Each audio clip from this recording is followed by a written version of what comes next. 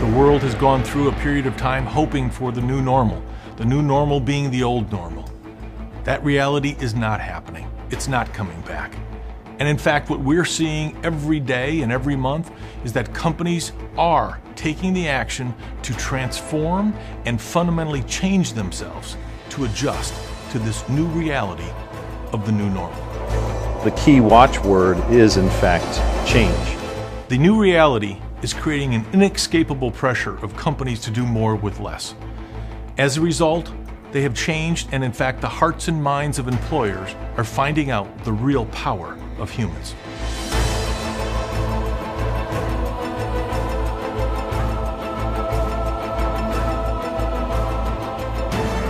History has shown us that the human has been behind the ingenuity and innovation, regardless of the age throughout history.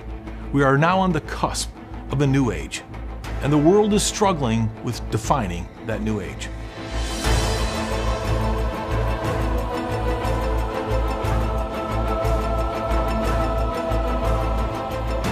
We are entering the human age.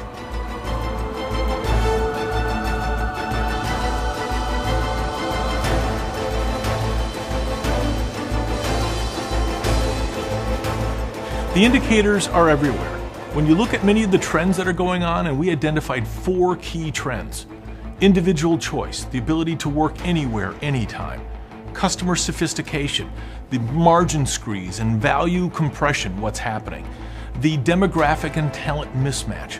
What are some of the challenges when you have plenty of people but not enough people in the right jobs at the right time? And then, of course, what we're doing in the area of technological revolution, that transparency that is driving everything throughout the world.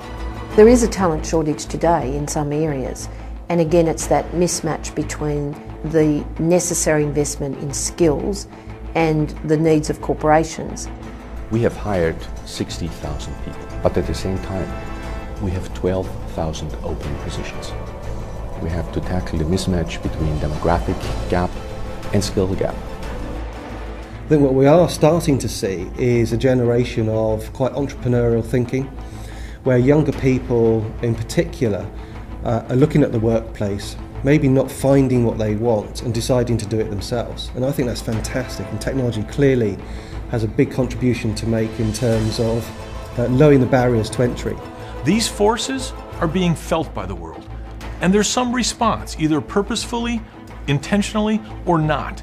As you can see, companies are circling around the topic of the human age and the power of the human.